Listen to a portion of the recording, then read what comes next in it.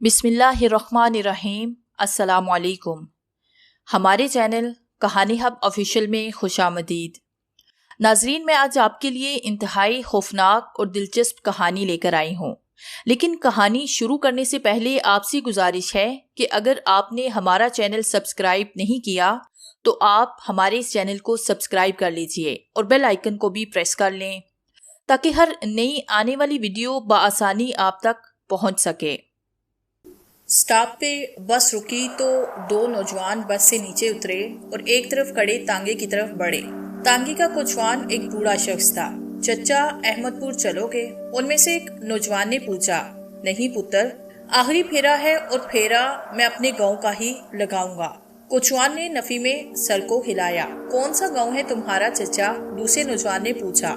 कमालपुर। कोचवान ने अपने गांव का नाम बताया। वो तो हमारे गांव से काफी पीछे है चचा। इस मरतबा पहला नौजवान बोला, जो शक्ल से काफी समझदार लगता था। हाँ पुत्र, दूर तो है मगर इस वक्त तुम दोनों को तांगा मिलना नहीं। मैंने आज दूर का फेरा लगाया था। वापसी पे स्टॉप के करीब पहुंचा तो बस को रुकता देख के मैं रुका कि शायद पिंड का कोई बंदा मिल जाए तो उसे भी लेता जाऊं। कोचवान बोला। ये बात तुम्हारी तो ठीक है चचा, आज इस कमबख्त शकील की वजह से फैक्ट्री से देर हो गई, वरना इस वक्त तो हम घर पे होते। पहला नौजवान दूसरे पे भड़कते हुए बोला। चल आमिर, अब इस बात को छोड़ भी दे। पूरी बस के सफर में तूने मेरी थोड़ी बेइज्जती की है, जो बाकी कसर अब बाकी पूरी कर रहा है।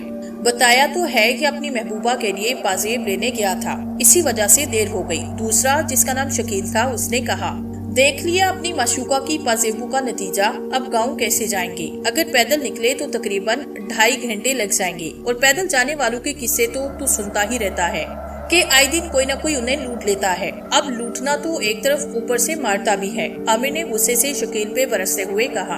अगर हम कमालपुर तक चचा के साथ चले जाएं तो हमारा सफर काफी कम हो जाएगा और हो सकता है शायद कमालपुर में हमें कोई तांगा वगैरह मिल जाए, जैसा यहाँ मिला है। हालांकि इस वक्त यहाँ तांगा मिलता नहीं, और तांगा क्यों मिला है इसकी वजाहत तो चचा ने कर ही दी। शकील ने कहा। वहाँ क्या तेरा ताया तांगा लेके खड़ा होगा? आमिर का पारा फुल चढ़ा हुआ था, शायद मिल भी जाए। बूढ़े कोचवान ने शकील का साथ देते हुए कहा। चाचा, इत्तेफाक बार बार नहीं होते। मैंने इस फैक्ट्री में सो जाना था पर कल छुट्टी है, इसलिए मैं घर जा रहा हूँ। और मैं से भी तो मिलना है ना? आमिर ने आखिरी बार बात पे जरा धीमे लहजे में कहा। जैसे तुम दोनों की मर्जी, मैंने तो कमालपुर तक जाना है। अगर तुमने जाना है तो चलो, वरना मैं तो चला। बूढ़े कोचवान ने अपना आखिरी फैसला सुनाया, साथ ही उसने घोड़े की लगामें भी थाम ली थी। चलो चचा, तुम्हारे साथ ही चलते हैं। तुम्हारे जाने के बाद तो हम तांगे से भी महरूम हो जाएंगे। आखिरकार आमिर ने हथियार डालते हुए कहा। साथ ही वो तांगे पे चढ़ के पिछली सीट पे बैठ गया। शकील वाला कहाँ पीछे रहने वाला था, वो भी तेजी से तांगे पे सवार हुआ तो कोचवान ने घोड़े को इशारा दिया तो घोड़ा आगे को बढ़ने लगा। कमालपुर से तो अहमदपुर काफी दूर है। आमिर उकताते हुए लहजे में बोला। अरे भाई, अब तो मुझे मुआफ कर दे। शकील बेजार लहजे में बोला। बात ये नहीं शकील, आज मैं बहुत ज्यादा थक गया हूँ। तू तो जानता है कि आज फैक्ट्री में काम भी बहुत ज्यादा था और कमालपुर से हमारा गांव काफी दूर है। मेरी तो बस हो जाएगी। आमिर ने अपनी कैफियत बयान की। तूने परसों छुट्टी क्यों की थी? अम्मा बीमार थी इसलिए, शकील ने वजह बताई। खैर, तूने जो पाजेबें खरीदी वो तो दिखा मुझे। आमिर ने कहा तो शकील ने कमीज की साइड जेब से 2 सिल्वर कलर की पाजेबें निकाल के आमिर को पकड़ाई। आज चांद की चांदनी हर सू फैली हुई थी। पाजेबें तो काफी खूबसूरत है। आमिर ने शकील के कंधे पे हाथ मारते हुए कहा। काफी टाइम और पैसे खर्च किए हैं। शकील ने कहा। तूने मैविश के लिए कुछ नहीं लिया? मैंने कुछ छोड़ लिया है, लेकिन अब दिल इन पाजेबों पे आ रहा है कि ये मैं मैविश को दे डालूं। आमिर ने मुस्कुराते हुए कहा तो शकील ने तेजी से हाथ आगे बढ़ा के वो पाजेबें आमिर से छीन ली। पता है तुझे, इन पाजेबों की वजह से मैं पिछले 2 घंटों से तुझसे अपनी बेइज्जती करवा रहा हूँ और तू इन्हें लेने की बात कर रहा है। शकील ने पाजेबें जेब में डालते हुए कहा। तूने बताया नहीं कि तूने मैविश के लिए क्या लिया। मैंने ये देख। इतना कह के आमिर ने अपने हाथ में पकड़ा शापिर अपनी गोद में रखा और उसकी गांठ खोल के उसमें से अखबार में लिपटी हरे रंग की चूड़ियां निकाल के शकील को दिखाई। ये भी अच्छा तोहफा है, शकील ने मुस्कुराते हुए कहा। इतने में कोचवान ने तांगे को रोका तो आमिर और शकील ने अपना अपना क्यारा कोचवान को दिया और तांगे के नीचे से उतर आए। कमालपुर स्टार पे उन्हें कोई भी तांगा नजर नहीं आया। अब क्या करें यार? आमिर परेशान लहजे में बोला। कोचवान जा चुका था। कल छुट्टी है, पैदल चलते हैं। कल दोपहर तक सोते रहना, शकील ने मशवरा दिया। बात ये नहीं, आमिर फिक्रमंदाना लहजे में बोला। तो क्या बात है? शकील ने पूछा। मैंने आज नदी किनारे महविश से मिलने का वादा किया था, आमिर ने वजह बताई। तेरा क्या मतलब है? वो अब तक नदी किनारे बैठी होगी। शकील ने आमिर का मजाक उड़ाया। नहीं यार, नाराज तो हो गई होगी ना, आमिर ने परेशानी से कहा। कल सारा दिन है तेरे पास, उससे मिलते रहना। वैसे भी वो तुझसे बड़ी मोहब्बत करती है, मान जाएगी। चल पैदल ही चलते हैं, शकील ने खुशामदी लहजे में कहा। चल फिर, आमिर रजामंद होते हुए बोला। अब वो दोनों पैदल ही अहमदपुर की तरफ चल पड़े थे। तेरी बात कहाँ तक पहुँची? शकील ने चलते चलते पूछा। कौन सी बात? आमिर ने हैरानगी से पूछा। महविश वाली बात, शकील ने याद दिलाया। वो बस यार, आमिर ने उदास लहजे में गहरी सांस खींची। हम दोनों शादी करना चाहते हैं और इस मकसद को अमली जाना पहनाने के लिए मैंने अम्मा को महविश कर भेजा। उसके माँ बाप और भाई हंसी खुशी मान गए। फिर? आमिर ने बात अधूरी छोड़ी। फिर क्या यार? शकील ने पूछा। यार, पिछले कुछ दिनों से महविश का भाई मेरी तरफ बड़े गुस्से से घूरता है। जब भी मैं उसकी दुकान के सामने से गुजरता हूँ तो बड़े गलत तेवरों से मुझे घूरने लगता है। पहले तो मुझे देख के मुस्कुराता था, लेकिन अब न जाने उसे क्या हुआ, गुस्से से वो लाल भभूका हो जाता है, आमिर ने वजह बताई। हो सकता है उसने तुम दोनों को नदी किनारे देख लिया हो, शकील ने खदशा जाहिर किया। अगर ऐसी बात होती तो महविश मुझे जरूर बता देती, आमिर ने कहा। उसने तो आज भी मुझसे नदी किनारे मिलने का वादा किया था। कहीं वो इस रिश्ते के खिलाफ ना हो गया हो, शकील ने इस मरतबा फिर खदशा जाहिर किया। अगर वो इस रिश्ते के लिए राजी ना होता तो उसकी अम्मा अब्बा कभी भी इस रिश्ते के लिए हाँ न करती, क्योंकि महविश ने बताया था कि उसके माँ बाप उसके भाई के मशवरे के बगैर कोई काम नहीं करते, बल्कि उसके भाई की रजामंदी से ही ये रिश्ता तय हुआ है, आमिर ने बताया। फिर तो? अभी शकील ने इतना ही कहा था कि सामने से एक शख्स उनकी तरफ दौड़ता हुआ आया। उस आदमी की हालत काफी खराब लग रही थी। वो दोनों के करीब आके रुका। आमिर और शकील ने देखा उस आदमी के कपड़े जगह जगह से फटे हुए थे और गाल पे खून की लकीरें थी, जो यकीनन सर के फटने की वजह से थी। उस आदमी का चेहरा काफी सता हुआ था। वो भाई साहिब, आगे मत जाना, वो आदमी हकलाते हुए बोला। वो काफी ज्यादा घबराया हुआ था। अरे भाई, हुआ क्या है और ये तुम्हारी हालत किसने ऐसे की? आमिर ने पूछा। वो पीछे दो बंदे। वो आदमी अपना सर पकड़ के सड़क पे बैठ गया। आमिर और शकील ने एक दूसरे की तरफ देखा, फिर वो दोनों भी उसके करीब बैठ गए। मैं कमालपुर का रहने वाला हूँ। यहाँ चक 62 में अपनी बीवी को उसके माँ बाप के घर छोड़ने आया था। वापसी में देर हो गई, तांगा न मिलने पे पैदल चल पड़ा। यहाँ पास ही तो है कमालपुर। मैं उस तरफ आ रहा था कि अचानक झाड़ियों से दो आदमी निकले। उन्होंने मुझे मारना पीटना शुरू कर दिया, मेरे कपड़े फाड़ डाले, सारे पैसे छीन लिए। तुम दोनों उधर मत जाना, वरना वो तुम दोनों को भी मार देंगे। उनके पास पिस्टल है। इतना कह के वो शख्स उठा और साथ ही वो कमालपुर जाने वाले रास्ते की तरफ तेज तेज कदमों से बढ़ गया। अब वो दोनों एक दूसरे का मुंह तकने लगे। अब क्या किया जाए? शकील ने घबराई हुई आवाज में माथे पे आए पसीने को साफ करते हुए कहा। तू ही बता यार, मैंने तो तुझे पहले ही कहा था कि पैदल खतरा है, लेकिन तू नहीं माना। ऊपर से हमारे पास पैसे भी हैं। आमिर भी परेशान कुन लहजे में बोला। ऐसा करते हैं कि रात इस हवेली में ठहरते हैं। शकील ने आमिर से सामने कुछ दूरी पे एक खंडनुमा हवेली की तरफ इशारा करते हुए कहा। अब आमिर ने उस हवेली की तरफ देखा, जो चांद की रोशनी में बड़ी ही पुरअसरार नजर आ रही थी। पर उस हवेली के बारे में तो बड़ी अजीब अजीब और खौफनाक बातें मशहूर हैं। आमिर परेशान होते हुए बोला। तू उन बातों पे यकीन करता है? शकील ने पूछा। मैं तो इस बात पे यकीन नहीं करता था कि इस सड़क पे लोगों को लूटा जाता है, लेकिन आज ये बात भी पता चल चुकी है और मुझे यकीन हो चुका है, आमिर बोला। तो इसका मतलब है तुझे नादीदा कुव्वतों पे यकीन आ गया? शकील ने कहा। नहीं, ऐसी बात तो नहीं, आमिर बोला। खैर चल, आज इस हवेली में ठहरते हैं, लेकिन यार मुझे डर लग रहा है, शकील ने अपनी कैफियत बयान की। तू भी बड़ा अजीब शख्स है, खुद ही कह रहा है कि इस हवेली में रात गुजारते हैं और अब कह रहा है कि मुझे डर लग रहा है, आमिर गुस्से से बोला। मैंने सवालिया अंदाज से पूछा था, ये नहीं कहा कि इस हवेली में ठहरेंगे, और अगर वो चोर उस हवेली में आ गए तो? शकील ने एक मरतबा फिर आमिर के सामने सवालिया निशान छोड़ दिया। नहीं, वो हवेली में तो नहीं आएंगे, क्योंकि इस हवेली का खौफ इर्द गिर्द के सारे गाँव के लोगों पे छाया हुआ है। वैसे टाइम क्या हुआ तेरी घड़ी में? आमिर ने पूछा। 1 बजने में 15 मिनट बाकी हैं। शकील ने अंदाजों से बिल्कुल सही टाइम बताया। आमिर ने गहरी सांस खींची। फिर चल इस हवेली में चलते हैं, क्योंकि कमालपुर में तो हमारा कोई भी रिश्तेदार नहीं, और आगे तो दूर दूर तक। आमिर ने बात अधूरी छोड़ी। लेकिन इस हवेली के बारे में जो बातें मशहूर हैं वो सही भी हैं, काफी हद तक हकीकत पे मुबनी हैं, शकील ने घबराते हुए कहा।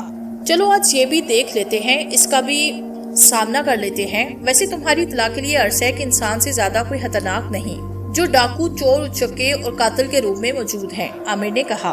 वो दोनों सड़क से नीचे उतरे और एक तरफ बनी पगडंडी पे चलने लगे। पगडंडी के इख्तिताम पे हवेली थी जो काफी पुरानी थी। हवेली का गेट जो कि बहुत बड़ा था, जिसे दोनों ने बमुश्किल खोला। हवेली के अहाते में एक तरफ घास फूस का ढेर लगा हुआ था।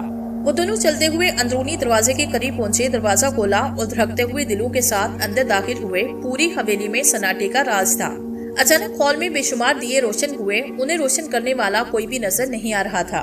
हवेली के फर्श पे गिर्द की मोटी तय जमी हुई थी और फर्श कई जगहों से उखड़ा हुआ था। छत की हालत भी काफी ज्यादा खराब थी। जगह जगह जाले लटक रहे थे। एक टूटा फूटा फानूस भी लटक रहा था।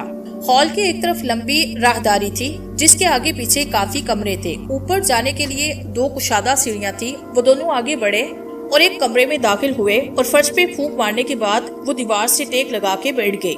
हवेली तो काफी बड़ी है शकील, और ये अपने दौर की शानदार हवेली होगी। आमिर ने शकील की तरफ देखा। वैसे तेरे लिए तो ये फायदेमंद जगह है, शकील ने मुस्कुराते हुए कहा। वो कैसे? आमिर ने माथे को सकोड़ा। कल अगर किसी तरह महविश का भाई न माना तो महविश को भगा के इस हवेली में ले आना, क्योंकि यहाँ डर की वजह से कोई भी ना आएगा, शकील ने कहा। तो आमिर ने एक जोरदार कहकहा लगाया और फिर वो दोनों दीवार से टेक लगाए बेसुध हो गए। रात का न जाने कौन सा पहर था जब अचानक आमिर की आंख खुली। वो आगे पीछे देखने लगा। उसने देखा शकील के करीब नहीं था। अरे शकील कहाँ चला गया? हैरत के बाद आमिर खुद से हमकलाम हुआ। अचानक आमिर के कानों में एक अजीब सी आवाज पड़ी तो उसने जेब से माचिस निकाली। तीली रोशन करने के बाद वो आगे बढ़ा। वो आवाज की तरफ जा रहा था। आवाज ऐसी थी जैसे कोई जमीन खोद रहा हो। आमिर ने महसूस किया कि जमीन खोदने की ये आवाज हवेली के बाहर मौजूद अहाते से आ रही थी। जैसे जैसे माचिस की तीली खत्म होती वैसे वैसे आमिर नई तीली जला लेता। वो हवेली के बाहर मौजूद अहाते में पहुंचा तो उसने चांद की रोशनी में एक अजीबो गरीब मंजर देखा। सामने एक आदमी कुदाल से जमीन खोद रहा था। जमीन खोदते खोदते अचानक वो आदमी रुका। उसने आमिर की तरफ देखा। आमिर को अपने पाँव से जमीन सरकती महसूस हुई। खौफ के पास उसकी टांगें लरसने लगी। उस आदमी की आंखों की जगह 2 दहकते हुए अंगारे नजर आए। आमिर ने तेजी से अपना चेहरा दूसरी तरफ फेरा। थोड़ी देर के बाद उसने उस तरफ देखा तो हैरान रह गया। वहाँ कुदाल वाला आदमी मौजूद न था। शायद ये मेरा वहम था, आमिर बड़बड़ाया। उसी वक्त हवेली के अंदर से एक नस्वानी चीख उभरी। आमिर तेजी से घूमा। उसका दिल अब तेजी से धड़क रहा था। वो हवेली के अंदर दाखिल हुआ तो हैरत एक मरतबा फिर उसकी मुंतजिर थी। हवेली में अब चकाचौंध रोशनी थी। वो हैरत से आगे पीछे देखने लगा। कुछ देर पहले हवेली की हालत ऐसी थी जैसे वीरान खंडर हो, लेकिन अब हवेली की हालत बहुत ज्यादा शानदार थी। पहले जो छत पे टूटा फूटा फानूस लटक रहा था, अब वो बिल्कुल ठीक ठाक रोशन था। एक मरतबा फिर उसी नस्वानी चीख ने आमिर को अपनी तरफ मुतवज्जे किया। वो नस्वानी चीखें हवेली की छत पे मौजूद कमरे से आ रही थी। आमिर डरते डरते सीढ़ियों की तरफ बढ़ा। छत पे भी काफी ज्यादा कमरे थे।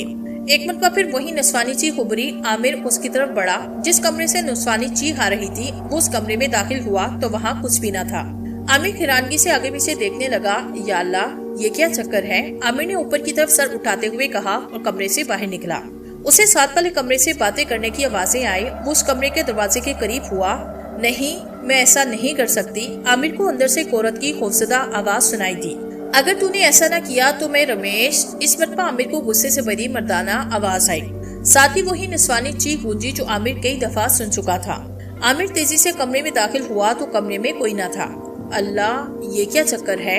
आमिर परेशान कुन लहजे में अपना सर पकड़ते हुए बोला। वो चकरा सा गया था। अचानक आमिर के कानों में नस्वानी खूबसूरत आवाज पड़ी तो आमिर ने चौंक के देखा। तुम अभी तक तैयार नहीं हुए? वो खूबसूरत लड़की अपनी पेशानी पे हाथ मारते हुए बोली। साथ ही वो हैरान खड़े आमिर की तरफ बढ़ी। मैंने तुम्हारे भोजन का प्रबंध करना है और तुम हो के? वो लड़की बोलते हुए आमिर के करीब आई। आमिर को पक्का यकीन था कि इस लड़की के इस तरह टकराने के इरादे थे।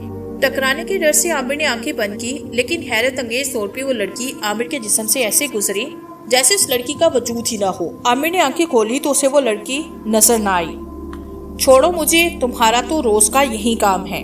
अचानक आमिर को अपनी पुश्त पे उस लड़की की आवाज सुनाई दी। आमिर तेजी से पुश्त की जानिब मुड़ा। उस पे हैरतों के पहाड़ टूट पड़े। उसे अपनी आंखों पे यकीन न आया, क्योंकि पीछे हूबहू उस जैसा एक नौजवान इस खूबसूरत लड़की को अपनी बाहों में थामे खड़ा था। मेरी सुंदर पत्नी, तैयार होने का तो एक बहाना है। मैं तो सिर्फ तुमसे छेड़छाड़ के लिए लेट तैयार होता हूँ, ताकि तुम भोजन के लिए मुझे लेने आओ और मैं तुमसे प्रेम करूँ। उस लड़की ने अपना चेहरा लड़की के चेहरे के करीब करते हुए कहा। लड़की काफी कसमसाई, लेकिन वो नौजवान अपनी पेश रफ्त में कामयाब रहा। अचानक किसी ने आमिर के कंधे पे हाथ रखा तो वो तेजी से घूमा तो पीछे कोई न था। वो दोबारा पलटा तो उसने देखा उसका हमशक्ल नौजवान और वो खूबसूरत लड़की गायब थे। ये आखिर क्या चक्कर है, ये मेरे साथ क्या हो रहा है? आमिर एक मरतबा फिर परेशानी से बड़बड़ाया। उसी वक्त आमिर को बाहर किसी के कदमों की आवाज सुनाई दी। वो तेजी से उस कमरे से बाहर निकला तो उसने देखा एक लंबा तिरंगा नौजवान दूसरी तरफ बने सीढ़ियों की तरफ बढ़ रहा था। उसके हाथों पे एक शख्स था जिसकी गर्दन एक तरफ ढलकी हुई थी। ओए सुनो, कौन हो तुम? आमिर ने उस लंबे तिरंगे आदमी को आवाज दी, लेकिन उस लंबे तिरंगे आदमी ने आमिर की आवाज सुनी अनसुनी करते हुए सीढ़ियां उतरने लगा। भाई साहिब, मैं आपसे मुखातिब हूँ। आमिर ने उस आदमी को फिर आवाज दी, साथ ही वो भी सीढ़ियां उतरने लगा। सीढ़ियां उतरने के बाद वो आदमी हवेली के बैरूनी दरवाजे की तरफ बढ़ा। आमिर उसे आवाजें देता रहा, मगर उस आदमी ने आमिर की एक न सुनी और हवेली से बाहर निकल गया। आमिर बाहर आया तो हवेली के अहाते में उसे वो लंबा तिरंगा नौजवान कहीं नजर न आया। आमिर परेशानी से आगे पीछे देखने लगा। अचानक आमिर के कानों में शकील की आवाज गूंजी जो हवेली के अंदर से आ रही थी। आमिर हवेली के अंदर दाखिल हुआ तो उसे खैरत का शदीद झटका लगा। हवेली का माहौल अब की बार अजीब था। हवेली का हॉल किसी बादशाह के दरबार से कम नहीं लग रहा था। ऊपर जाती दोनों सीढ़ियों के दरमियानी जगह पे एक खूबसूरत तख्त पे वही खूबसूरत लड़की शहजादी के लिबास में बैठी हुई थी, जो छत वाले कमरे में आमिर के हमशक्ल की बाहों में थी। इस वक्त वो किसी परी से कम नहीं लग रही थी। तख्त से थोड़ी दूर दो कितार की शक्ल में 5-6 लड़कियां खड़ी थी, जिनके हाथों में चांदी के थाल और थालों में गुलाब के फूलों की पत्तियां थी। आमिर ने खैरत के आलम में आगे बढ़ा तो वहाँ कितार में खड़ी लड़कियां उस पे फूल निछावर करने लगी। पधारिये राजकुमार रमेश, शहजादी रेखा काफी देर से आपका इंतजार कर रही है। कितार में खड़ी लड़कियां यकजुबान होके बोली। आमिर उन लड़कियों की तरफ हिरासा नजरों से देखता हुआ आगे बढ़ा था। कोई अनदेखी ताकत जो उसे आगे बढ़ने पे मजबूर कर रही थी। तख्त के करीब पहुँचने पे अनदेखी ताकत का एहसास खत्म हुआ और आमिर रुक गया। शायद इन अनदेखी ताकत का काम ही आमिर को तख्त तक पहुँचाना था। शहजादी रेखा तख्त से उठी और आमिर के करीब आई। मेरे राजकुमार, मेरे मन की चैन, मेरी बरसों की तपस्या, शहजादी रेखा ने अपना हाथ आगे बढ़ाते हुए कहा। आमिर ने मकनातीसी अंदाज में हाथ आगे बढ़ाया। इस अनदेखी ताकत का एहसास एक मरतबा फिर आमिर को होने लगा। फिर शहजादी ने आमिर का हाथ पकड़ के अपने करीब तख्त पे बिठाया। तुमने बड़ा इंतजार करवाया राजकुमार, मैं कई सदियों से तुम्हारा इंतजार कर रही हूँ। याद है तुमने मुझे वचन दिया था। इतना कह के शहजादी ने आमिर को गले से लगाया और आमिर को ऐसे महसूस हुआ जैसे उसने बर्फ के तोते को गले से लगा लिया हो। कौन सा वचन? आमिर ने शहजादी को खुद से अलहदा करते हुए पूछा। यही कि तुम मेरा साथ कभी न छोड़ोगे, हर जन्म में मेरे जीवन साथी बनोगे, शहजादी रेखा ने बज़ाहिर याद करवाया। मुझे तो याद नहीं, आमिर ने अपने जहन पे जोर देते हुए कहा। तुम सभी बातें भूल गए। तुम तो इस हवेली की तरफ देखते भी नहीं। मैं तुम्हें यहाँ से रोजाना दिन और रात के समय गुजरते देखा करती थी। जब तुम तांगे पे बैठे यहाँ से गुजरते थे। तुम तो इस शानदार हवेली के मालिक हो। क्यों तुमने अपनी जिंदगी को इतना मुश्किल बनाया? शहजादी रेखा ने दुखी लहजे में कहा। मैं और इस हवेली का मालिक? आमिर हैरान हुआ। मैं एक गरीब किसान का बेटा हूँ और ये मुश्किलात मेरा मुकद्दर है। नहीं मेरी जान, तुम अछूत नहीं हो बल्कि एक राजकुमार हो। ये हवेली तुम्हारी है, तुम इस हवेली के राजकुमार हो। मैं तुम्हारी हूँ, इस हवेली के ऐशो आराम तुम्हारे हैं। शहजादी रेखा अपनी हिरवानी में बोले जा रही थी। ये हवेली मेरी नहीं शहजादी, और ना ही मैं तुम्हारा हूँ। मैं तो मेविश से मोहब्बत करता हूँ, आमिर ने कहा। शहजादी रेखा चिल्लाई। ये नहीं हो सकता, तुम सिर्फ मेरे हो। मेरा और तुम्हारा विवाह हो चुका है। हम दोनों इस विवाह से काफी खुश थे, परंतु हमारी खुशियों को किसी के नजर लग गई। वो दुष्ट देश हमारी खुशियों का दुश्मन बन गया। उसी ने हमारी जिंदगी नर्क बना दी। वो अचानक हमारी हंसी बसी दुनिया में आया और हमारी दुनिया को नर्क बना के चला गया। शहजादी नफरत से बोली। कौन? विशु? मुझे कुछ भी समझ नहीं आ रहा, आमिर ने अपना साथ थामते हुए कहा। मैं तुम्हें शुरू से सारी बात बताती हूँ। मेरा और तुम्हारा ब्याह बड़ी धूमधाम से हुआ। तुम और मैं बहुत ज्यादा खुश थे। एक दिन तुम उस पापी देश के साथ हवेली में आए। तुमने मुझे बताया कि देशो इस गांव में खूबसूरत होटल बनाना चाहता है और ये किसी सुराय वगैरह में नहीं रहेगा, बल्कि हमारे पास हवेली में रहेगा। परंतु मैंने देशो की आंखों में अपने लिए हवस की परछाई साफ देख ली थी। तुम काम से जाते तो वो हरामजादा अपना काम काज छोड़ के हवेली में आता और मुझसे हंस हंस के बातें किया करता। एक रात तुम काम के सिलसिले में दूसरे गांव गए हुए थे। उसने अपनी इरादों से मुझे आगाह किया कि वो मुझसे प्रेम करता है और मुझसे विवाह करना चाहता है। मैंने कहा, मैं तो पहले से शादीशुदा हूँ। विशु ने कहा, तो क्या हुआ? प्रेम कोई दीवार नहीं देखता। पर मैंने इनकार किया। उससे मुझे और तुम्हें कत्ल करने की धमकियां दी और मेरे कमरे से बाहर निकल गया। दूसरी रात सोते समय तुम्हारी गर्दन पे खंजर से वार किया। तुम्हारी चीख पे मैं भी उठ खड़ी हुई। तुम्हारी हालत देख के मेरी चीख निकली। हमारी चीखों की आवाज सुन के हमारा बूढ़ा नौकर नारायण कमरे में आया। दिशु ने खंजर के वार से उसकी भी हत्या की। मैं तुम्हारी तरफ बढ़ी। तुमने मुझे वचन दिया कि तुम हर जन्म में मुझे ही मिलोगे। फिर तुम्हारी मौत हो गई। मैं तुम्हारी लाश पे आंसू बहा रही थी और विशु कह रहा था कि अब तो हम दोनों के दरमियान कोई दीवार नहीं है। मैंने एकदम उसके हाथ से खंजर छीना, उस पे वार करना चाहा, परंतु वो पीछे हटा और खंजर मैंने अपने सीने में उतार लिया। विशु को मुझसे ऐसी तवक्को बिल्कुल ना थी। वो आगे बढ़ा, मेरी लाश देख के कम करने लगा। फिर उसने हम तीनों की लाशों को हवेली के अहाते में गड़ा कोट के दबा दिया। यहाँ तक कह के शहजादी रेखा खामोश हो गई। तो क्या तुम एक शहजादी थी? आमिर ने पूछा। मैं तो तुम्हारी कनीज हूँ। रेखा ने एक मरतबा फिर आमिर को गले लगाते हुए कहा। फिर वो उससे अलहदा हुई। ये सब मेरी शक्तियों का कमाल है रमेश, ये सब मैंने तुम्हारे लिए किया है। लेकिन क्यों? आमिर का अंदाज चिल्लाने वाला था। सिर्फ तुम्हारे लिए मेरी जान, रेखा प्यार से बोली, ताकि हम दोनों एक हो सकें। लेकिन मैं तो एक मुसलमान हूँ और मुसलमान की शादी किसी गैर मजहब से नहीं हो सकती। आमिर ने कहा। प्रेम के बीच कोई दीवार नहीं होती, वो दीवार धर्म की हो क्यों ना हो। रेखा ने संजीदा लहजे में कहा। लेकिन हमारा मिलाप कैसे हो सकता है? तुम एक आत्मा हो जबकि मैं जिंदा इंसान हूँ। आमिर ने कहा। इसका उपाय भी है मेरे पास। फिर इससे पहले मैं देशु से इंतकाम लेना चाहती हूँ। रेखा की आंखों में एकदम अंगारे से दहकने लगे। देशु कहाँ है? आमिर ने हकलाते हुए हैरानगी से पूछा। ये रहा। इतना कह के रेखा ने अपना हाथ फिजा में बुलंद किया तो आमिर ने हैरान को मंजर देखा। अचानक हवा में एक आदमी नमूदार हुआ जो हवा में उल्टा लटका हुआ था। कैसे उल्टा लटका हुआ था वो नजर नहीं आ रहा था। आमिर ने उस उल्टे लटके आदमी का चेहरा देखा तो हैरान रह गया, क्योंकि वो आदमी कोई और नहीं बल्कि शकील था।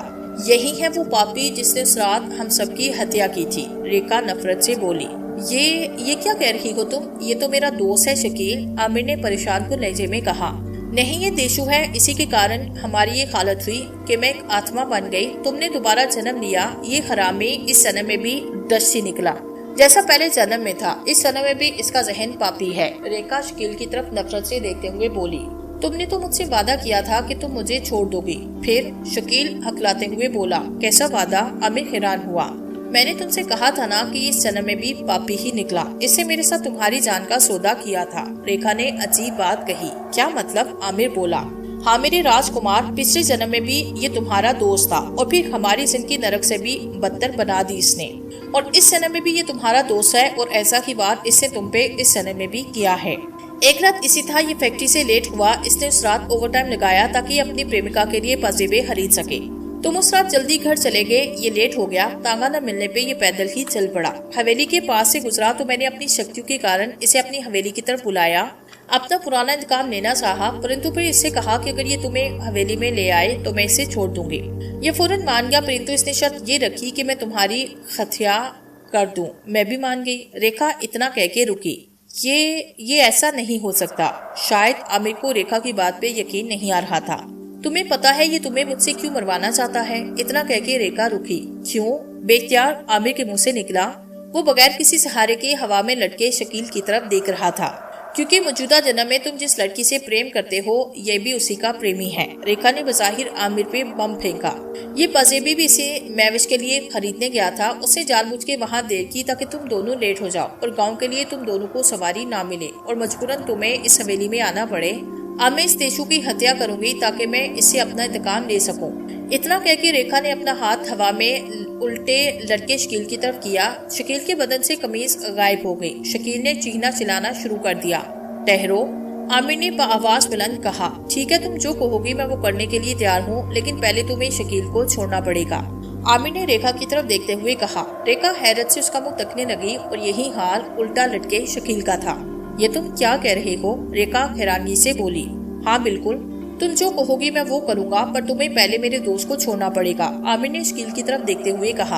अगर तुम मुझे पहले बता देते कि तुम मैविश से मोहब्बत करते हो तो मैं कभी भी तुम दोनों के बीच ना आता, लेकिन अफसोस कि तुमने मुझसे कभी इस बात का जिक्र नहीं किया। वो इसलिए कि तुम मुझे अपना दोस्त नहीं समझे। शकील बोला। रेखा ने अब शकील को नीचे उतारा। मुझे माफ कर दो मेरे दोस्त, तुम मुझसे इतनी मोहब्बत करते हो और मैं तुमसे क्या करने वाला था? मुझे माफ कर दो।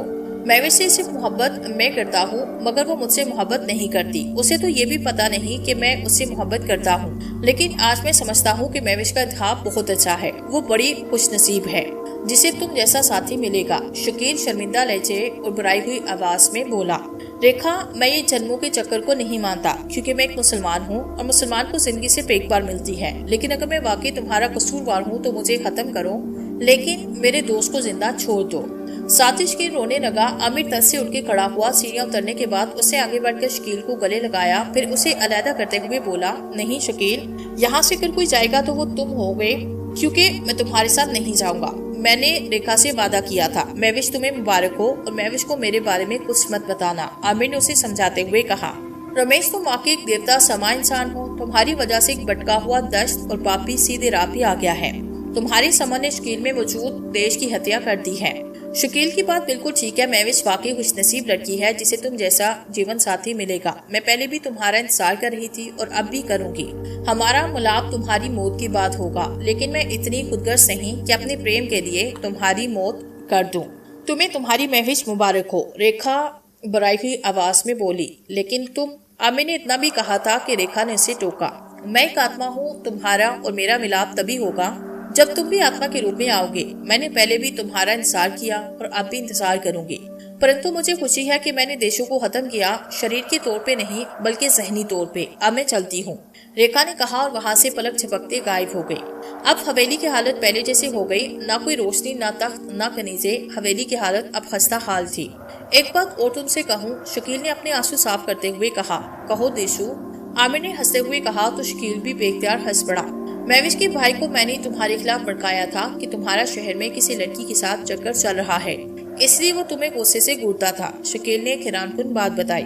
यानी मेरी राह में तूने सिर्फ और सिर्फ कांटे बिछाए हैं, आमिर ने मसनूई गुस्से से कहा। लेकिन तेरी सच्ची दोस्ती ने इन कांटों को हमेशा के लिए फूलों में बदल दिया। शकील ने मुस्कुराते हुए कहा तो आमिर भी मुस्कुरा दिया। ये तो भाभी को मेरी तरफ से दे देना, शकील ने वो पाजेबे आमिर को देते हुए कहा। आमिर ने मुस्कुराते हुए वो पाजेबे पकड़ी। वो दोनों जब हवेली से बाहर निकले तो दिन का उजाला हर तरफ फैलना शुरू हो गया था।